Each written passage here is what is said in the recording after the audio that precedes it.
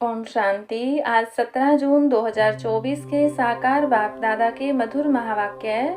बाबा ने कहा, मीठे बच्चे, याद और पढ़ाई से ही डबल ताज मिलेगा, इसलिए अपनी एम ऑब्जेक्ट को सामने रख दैवी गुण धारण करो। प्रश्न, विश्व रचयिता बाप तुम बच्चों की कौन सी खिदमत करते हैं? उत्तर, पहली पॉइंट, बच्चों को बेहद का वर्षा दे सुखी बनाना, यह खिदमत है। बाप जैसी निष्काम सेवा कोई कर नहीं सकता। दूसरी पॉइंट, बेहद का बाप किराए पर तख्त लेकर तुम्हें विश्व का तख्त नशीन बना देते हैं। खुद ताउसी तख्त पर नहीं बैठते, लेकिन बच्चों को ताउसी तख्त पर बिठाते हैं। बाप के तो जड़ मंदिर बनाते, उसमें उन्हें क्या टेस्ट आएगा? मजा तो बच्चों का है जो स्वर्ग का राज्य भाग्य लेते हैं। ओम शांति। मीठे मीठे रूहानी बच्चों को बाप कहते हैं कि अपने को आत्मा समझ बाप को याद करो। ओम शांति का अर्थ तो बच्चों को समझाया है। बाप भी बोलते हैं तो बच्चे भी बोलते हैं ओम शांति, क्योंकि आत्मा का स्वधर्म है शांत।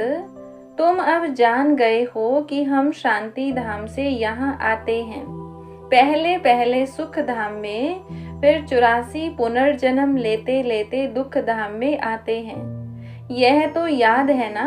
बच्चे 84 जन्म लेते जीवात्मा बनते हैं। बाप जीवात्मा नहीं बनते हैं, कहते हैं मैं टेम्परेरी इनका आधार लेता हूँ, नहीं तो पढ़ाएंगे कैसे? बच्चों को घड़ी घड़ी कैसे कहेंगे कि मन मना भव, अपनी राजाई को याद करो। इसको कहा जाता है सेकंड में विश्व की राजाई। बेहद का बाप है ना, तो जरूर बेहद की खुशी, बेहद का वर्षा ही देंगे। बाप बहुत सहज रास्ता बताते हैं, कहते हैं अब इस दुख धाम को बुद्धि से निकाल दो। जो नई दुनिया स्वर्ग स्थापन कर रहे हैं, उनका मालिक बनने लिए मुझे याद करो, तो तुम्हारे पाप कट जाएं, तुम फिर से सतो प्रधान बन जाएंगे। इसको कहा जाता है सहज याद। जैसे बच्चे लौकिक बाप को कितना सहज याद करते हैं, वैसे तुम बच्चों को बेहद के बाप को याद करना है। बाप ही दुख से निकाल सुख धाम में ले जाते हैं, वहाँ दुख का नाम निशान नहीं। बहुत सहज बात कहते हैं, अपने शांति धाम को याद करो। जो बाप का घर वह तुम्हारा घर है, और नई दुनिया को याद करो, वह तुम्हारी राजधानी है। बाप तुम बच्चों की कितनी निष्काम सेवा करते हैं। तुम बच्चों को सुखी कर फिर वानप्रस्थ परमधाम में बैठ जाते हैं। तुम भी परमधाम के वासी हो, उसको निर्वाण धाम वानप्रस्थ भी कहा जाता है। बाप आते हैं बच्चों की खिदमत करने, अर्थात वर्षा देने। यह खुद भी बाप से वर्षा लेते हैं। शिव बाबा तो है उच्चते उच्च भगवान, शिव के मंदिर भी हैं। उनका कोई बाप व टीचर नहीं है। सारे सृष्टि के आदि मध्य अंत का ज्ञान उनके पास है। कहाँ से आया? क्या कोई वेद शास्त्र आदि पढ़े? नहीं। बाप तो है ज्ञान का सागर, सुख का, शांति का सागर। बाप की महिमा और दैवी गुणों वाले मनुष्यों की महिमा में फर्क है। तुम दैवी गुण धारण कर यह देवता बनते हो, पहले आसुरी गुण थे। असुर से देवता बनाना यह तो बाप का ही काम है। एम ऑब्जेक्ट भी तुम्हारे सामने है। जरूर ऐसे श्रेष्ठ कर्म किए होंगे। कर्म अकर्म विकर्म की गति अथवा हर बात समझाने में 1 सेकंड लगता है। बाप कहते हैं मीठे मीठे बच्चों को पार्ट बजाना ही है। यह पार्ट तुमको अनादि अविनाशी मिला हुआ है। तुम कितना बारी सुख दुख के खेल में आए हो, कितना बार तुम विश्व के मालिक बने हो। बाप कितना उच्च बनाते हैं। परमात्मा जो सुप्रीम सोल है, वह भी इतना छोटा है। वह बाप ज्ञान का सागर है, तो आत्माओं को भी आप समान बनाते हैं। तुम प्रेम के सागर, सुख के सागर बनते हो। देवताओं का आपस में कितना प्रेम है, कभी झगड़ा नहीं होता। तो बाप आकर तुम्हें आप समान बनाते हैं और कोई ऐसा बना नहीं सके।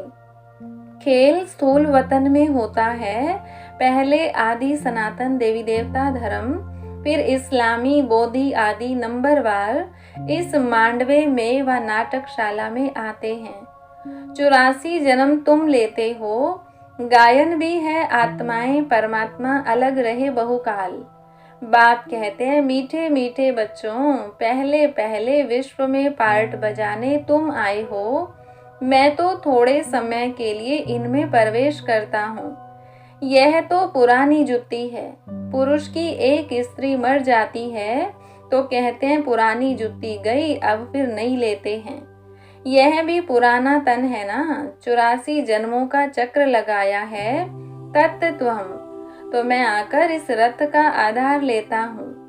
पावन दुनिया में तो कभी मैं आता ही नहीं हूँ। तुम पतित हो, मुझे बुलाते हो कि आकर पावन बनाओ। आखरीन तुम्हारी याद फलीभूत होगी ना। जब पुरानी दुनिया खत्म होने का समय होता है तब मैं आता हूँ। ब्रह्मा द्वारा स्थापना, ब्रह्मा द्वारा अर्थात ब्राह्मणों द्वारा। पहले चोटी ब्राह्मण फिर क्षत्रिय, तो बाजोली खेलते हो। अब देह अभिमान छोड़ देही अभिमानी बनना है।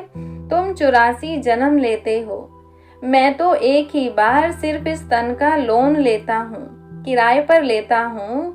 हम इस मकान के मालिक नहीं हैं।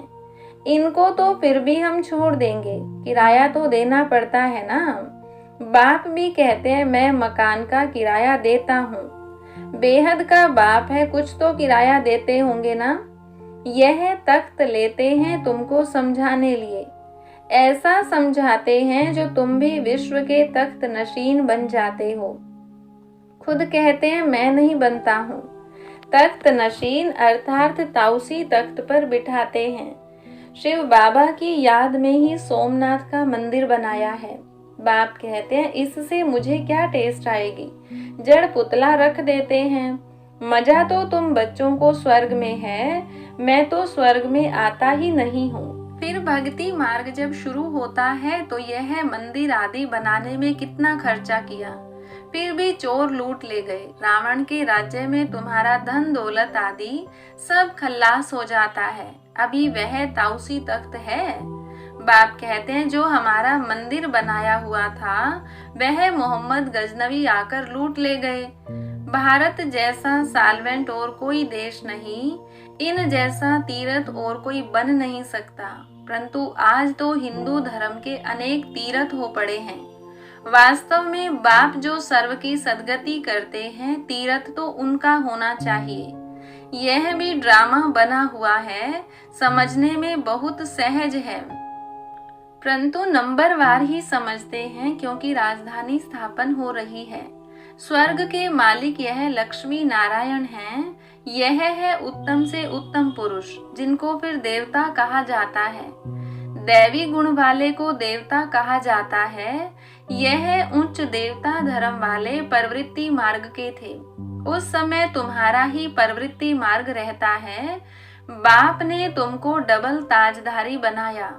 रावण ने फिर दोनों ही ताज उतार दिए। अब तो 9 ताज, न पवित्रता का ताज न धन का ताज, दोनों रावण ने उतार दिए हैं। फिर बाप आकर तुमको दोनों ताज देते हैं। इस याद और पढ़ाई से इसलिए गाते हैं, ओ गॉड फादर हमारा गाइड बनो, लिबरेट भी करो। तब तुम्हारा नाम भी पंडा रखा हुआ है। पांडव कौरव यादव क्या करत भय, कहते हैं बाबा हमको दुख के राज्य से छुड़ाकर साथ ले जाओ। बाप ही सचखंड की स्थापना करते हैं, जिसको स्वर्ग कहा जाता है। फिर रावण झूठ खंड बनाते हैं। वह कहते हैं श्री कृष्ण भगवान उवाच। बाप कहते हैं शिव भगवान उवाच। भारतवासियों ने नाम बदल लिया तो सारी दुनिया ने बदल लिया। श्री कृष्ण तो देहधारी है, विदेही तो एक शिव बाबा है। अभी बाप द्वारा तुम बच्चों को माइट मिलती है। सारे विश्व के तुम मालिक बनते हो। सारा आसमान धरती तुमको मिल जाती है। कोई की ताकत नहीं जो तुमसे छीन सके। पौना कल्प उन्हों की तो जब वृद्धि होकर करोड़ों की अंदाज में हो, तब लश्कर ले आकर तुमको जीते। बाप बच्चों को कितना सुख देते हैं, उनका गायन ही है दुख हरता सुख करता। इस समय बाप तुमको कर्म अकर्म विकर्म की गति बैठ समझाते हैं। रावण राज्य में कर्म विकर्म बन जाते हैं, सतयुग में कर्म अकर्म हो जाते हैं। अभी तुमको एक सतगुरु मिला है जिसको पतियों का पति कहते हैं, क्योंकि वह पति लोग भी सब उसको याद करते हैं। तो बाप समझाते हैं यह कितना वंडरफुल ड्रामा है। इतनी छोटी सी आत्मा में अविनाशी पार्ट भरा हुआ है जो कभी मिटने वाला नहीं है। इनको ही अनादि अविनाशी ड्रामा कहा जाता है। God is one. रचना अथवा सीढ़ी और चक्र सब एक ही है। न कोई रचता को न रचना को जानते। ऋषि मुनि भी कह देते हम नहीं जानते। अभी तुम संगम पर बैठे हो, तुम्हारी माया के साथ युद्ध है, वह छोड़ती नहीं है। बच्चे कहते हैं बाबा माया का थप्पड़ लग गया। बाप कहते हैं बच्चे की कमाई चट कर दी। तुम्हें भगवान पढ़ाते हैं तो अच्छी रीति पढ़ना चाहिए। ऐसी पढ़ाई तो फिर 5000 वर्ष बाद मिलेगी। अच्छा, मीठे मीठे सिकिलधे बच्चों प्रति माता पिता बाप दादा का याद प्यार और गुड मॉर्निंग। रूहानी बाप की रूहानी बच्चों को नमस्ते। रूहानी बच्चों की रूहानी बाप दादा को नमस्ते। धारणा के लिए मुख्य सार। पहली पॉइंट, इस दुख धाम से बुद्धि योग निकाल नई दुनिया स्थापन करने वाले बाप को याद करना है, सतो प्रधान बनना है। दूसरी पॉइंट, बाप समान प्रेम का सागर, शांति और सुख का सागर बनना है। कर्म अकर्म और विकर्म की गति को जान सदा श्रेष्ठ कर्म करने हैं। वरदान दिया बाबा ने, सदा उमंग उत्साह में रह, मन से खुशी के गीत गाने वाले अविनाशी खुश नसीब भव। आप खुश नसीब बच्चे अविनाशी विधि से अविनाशी सिद्धियां प्राप्त करते हो। आपके मन से सदा वाह वाह की खुशी के गीत बजते रहते हैं। वाह बाबा, वाह तकदीर, वाह मीठा परिवार, वाह श्रेष्ठ संगम का सुहावना समय। हर कर्म वाह वाह है, इसलिए आप अविनाशी खुश नसीब हो। आपके मन में अभी वाई आई नहीं आ सकता।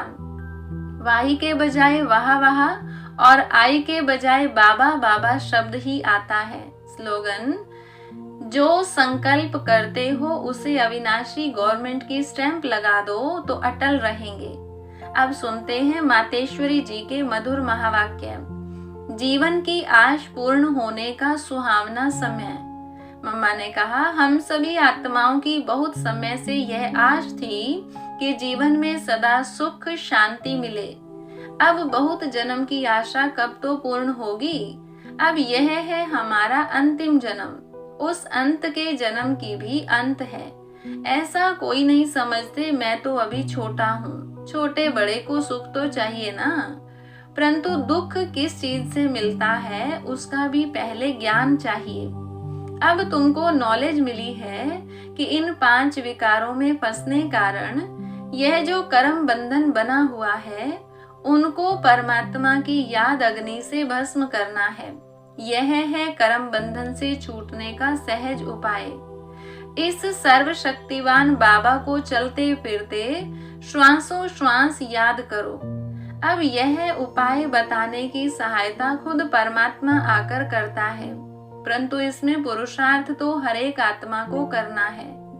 परमात्मा तो बाप टीचर गुरु रूप में आए हमें वर्षा देते हैं, तो पहले उस बाप का हो जाना है, फिर टीचर से पढ़ना है, जिस पढ़ाई से भविष्य जन्म जन्मांतर सुख की प्रारब्ध बनेगी। अर्थात जीवन मुक्ति पद में पुरुषार्थ अनुसार मर्तबा मिलता है और गुरु रूप में पवित्र बनाए मुक्ति देता है। तो इस राज को समझ ऐसा पुरुषार्थ करना है। यही टाइम है पुराना खाता खत्म कर नई जीवन बनाने का। इस समय जितना पुरुषार्थ कर अपनी आत्मा को पवित्र बनाएंगे उतना ही शुद्ध रिकॉर्ड भरेंगे।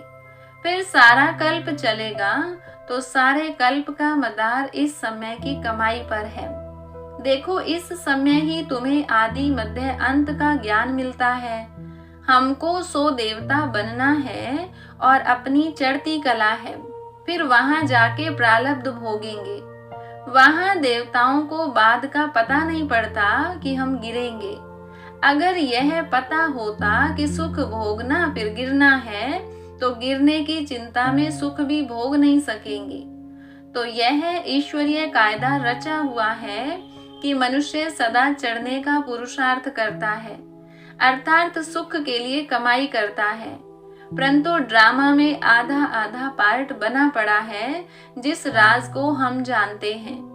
परंतु जिस समय सुख की बारी है तो पुरुषार्थ कर सुख लेना है।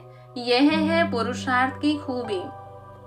एक्टर का काम है एक्ट करने समय संपूर्ण खूबी से पार्ट बजाना, जो देखने वाले हेयर हेयर माना वाह वाह करें। इसलिए हीरो हीरोइन का पार्ट देवताओं को मिला है, जिन्हों का यादगार चित्र गाया और पूजा जाता है। निर्विकारी प्रवृत्ति में रह कमल फूल अवस्था बनाना यही देवताओं की खूबी है। इस खूबी को भूलने से ही भारत की ऐसी दुर्दशा हुई है। अब फिर से ऐसी जीवन बनाने वाला खुद परमात्मा आया हुआ है। अब उनका हाथ पकड़ने से जीवन नैया पार होगी। अच्छा, ओम शांति।